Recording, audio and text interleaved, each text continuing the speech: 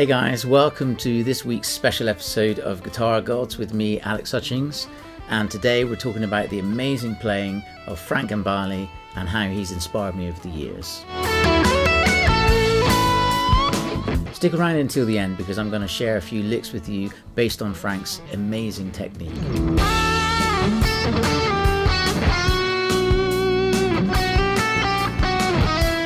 Whilst you're here, why not give us a thumbs up and subscribe so you don't miss the next episode.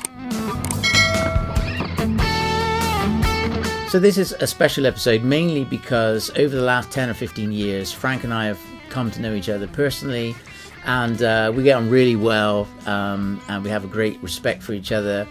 And he's just a very fun and wonderful person, a great human being, and we've been fortunate enough to hang out in various countries. He's hung out here in my hometown of Bristol. I've hung out there in LA and around the world. We've been working in places like Frankfurt, the NAMM show, where else? Shanghai, Malaysia, and we've just kind of coordinated over the years. So that's been really fun.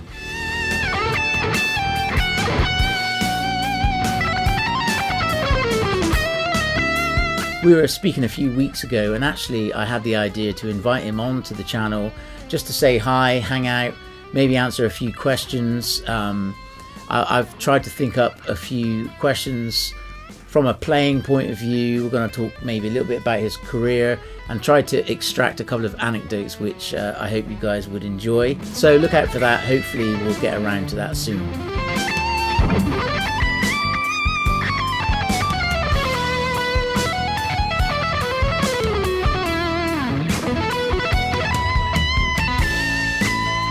I first heard Frank's music when I was about 17 years old, and I remember distinctly my brother came home from jazz college, handed me a tape and said, "Listen to this."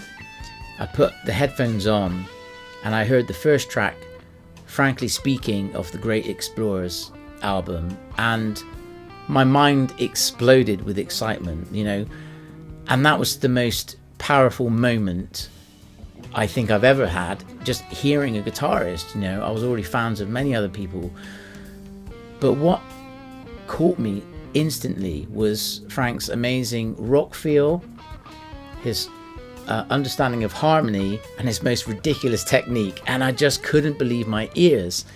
And I was hooked from that moment on, and I decided that was how I wanted to play guitar and aspire to play that kind of way.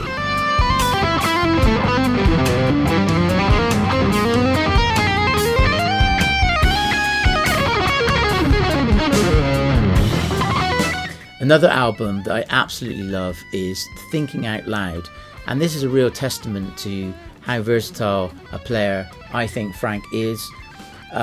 He has such a great command of the instrument from a rock perspective and a jazz perspective, and I would hazard a guess that that album was a little bit of a dedication to George Benson's wonderful clean playing, and I think compositionally there's some wonderful tunes on that album, as well as Great Explorers and all the other albums, to be honest.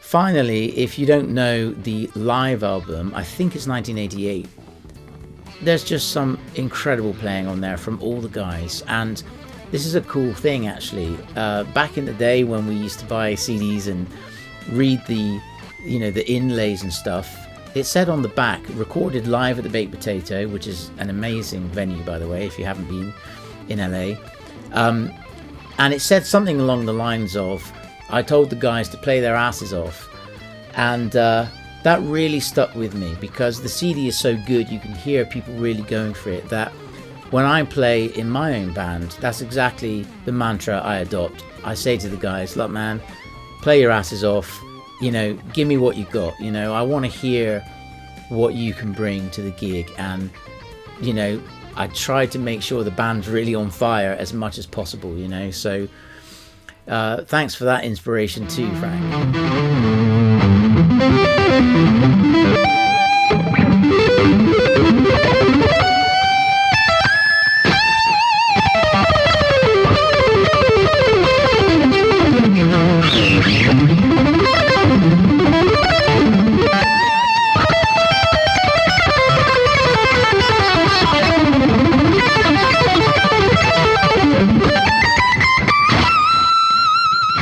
I remember the first time Frank watched me play.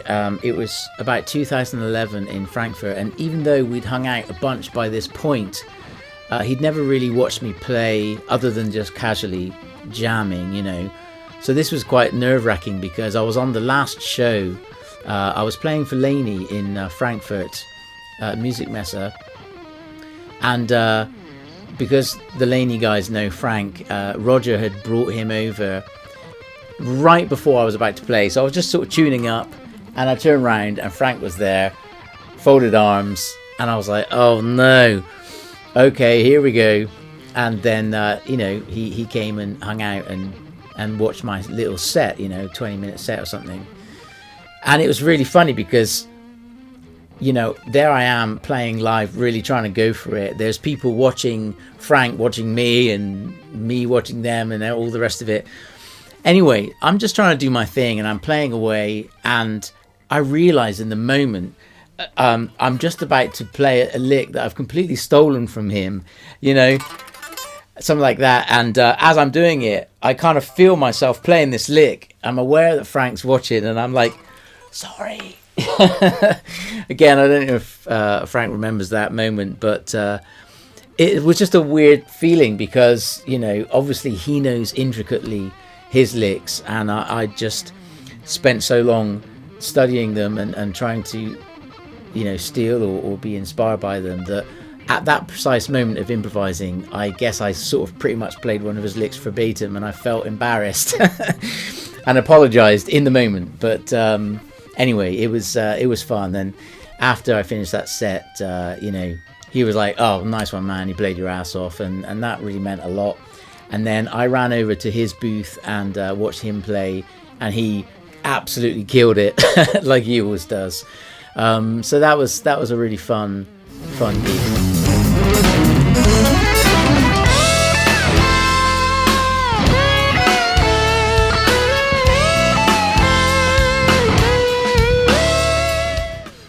So another way Frank inspired my playing was I completely changed my picking technique. So I'd already been playing about 5 or 6 years at this point, and when I got hold of the instructional material that Frank's put out, it encouraged me to change my pick placement. For example, in an earlier episode I spoke a bit about playing like Malmsteen, you know, and I used to play with this kind of technique, and that was great for alternate picking and you know, string skipping across, you know, picking up and down. But it was a bit jarring for sweeping. I found as I came up, you know, it just wasn't really working for me. So I changed from holding the pick like this to like this, you know, almost like a trigger like that, you know. I remember at the time thinking to myself, this is really going to slow me down. It's going to hold me back in the short term. But long term, I know it's really going to help me out. So that's something I wanted to mention, because if you guys are at a crossroads with your technique, you know, changing it considerably can be daunting, but if you look at the long game, then that's really what is important, you know. So consider what you really want to achieve, and if you have to change your posture of your left hand or your picking posture, then you know, I would say it's worth it in the long run.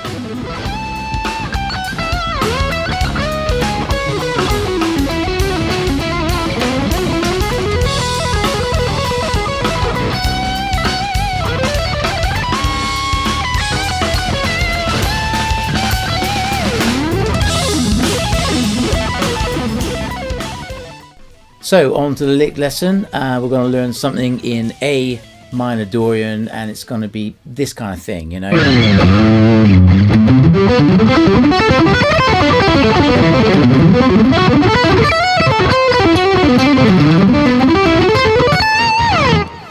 Something like that. And I'm also going to show you this one. Okay, I'm recording this again because the camera actually cut out, so the lighting's probably a bit different. But anyway, so last week with the Sean Lane lesson, we spoke a little bit about groupings of 5. Now, I was playing them as quintuplets on that lesson, as well as the 7s, where you play each one like dagga dagga da dagga dagga da. Okay.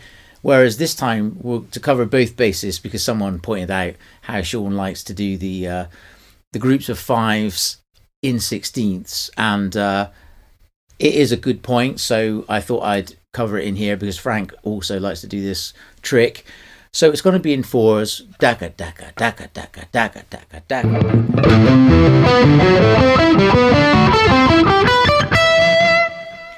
So we're just doing a pattern of 5. So slowly.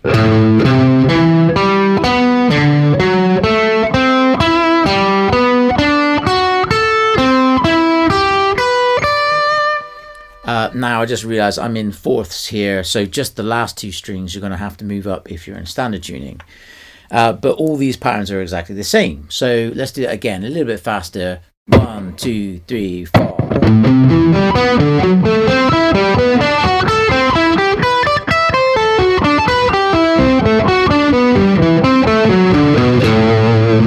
Okay, so a little bit faster. 1, 2, 3, 4.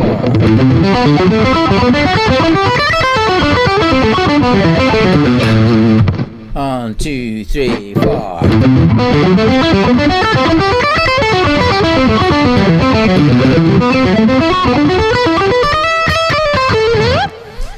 So as you can see there, I simply took it up into the next positions. So that's really what you can do with it, you know.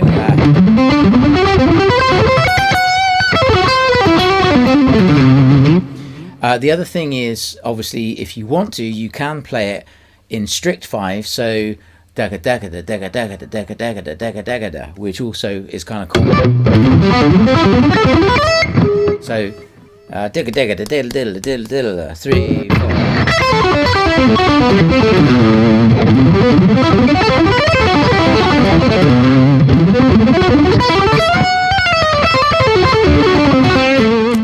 So that's something that you can experiment with. And finally, here's a cool one where it kind of travels up just 3 strings like this. One more time. You can extend it, but let me just quickly show you how that works. So you're kind of barring these 3 strings.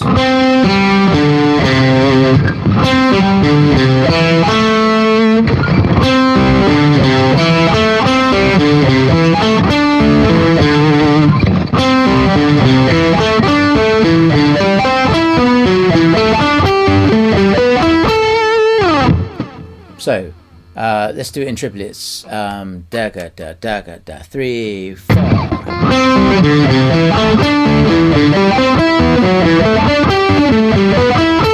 A bit faster. 1, 2, 3, 4.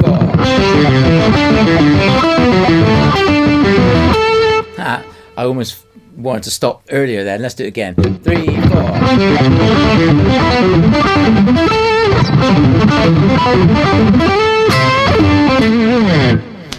So it adds a little bit of fun. You can also extend it on some of the other strings.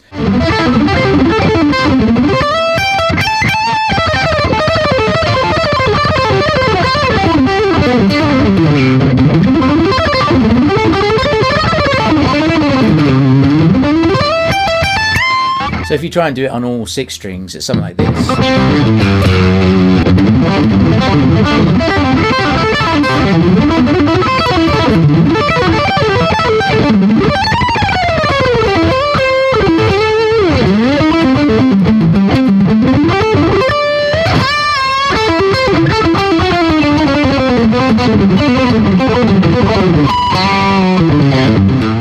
Okay guys, that pretty much wraps up today's episode. Thanks ever so much for watching.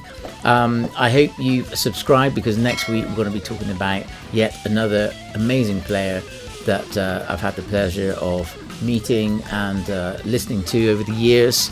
So look forward to that one, and hopefully Frank and I will have that chat at some point soon, and look out for that also. So all the best, and I'll see you soon.